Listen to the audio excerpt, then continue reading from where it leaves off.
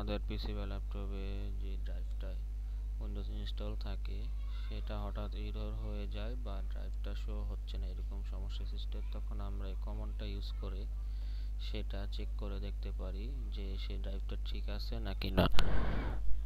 তো আমরা যদি এটা এইভাবে শুধু চেক করে যাই csk dsk দিয়ে, তাহলে এটি শো করবে না। তো তখন আমাদের কমান্ড লাইনটা কেটে দেন আবার কমান্ড লাইনটা ওপেন করে রান অ্যাজ অ্যাডমিনিস্ট্রেটর দিতে হবে।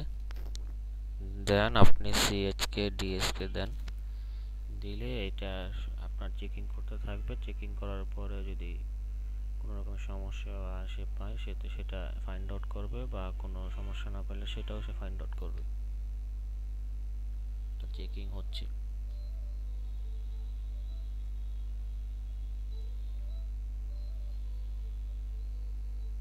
Windows has scanned the file system and not found.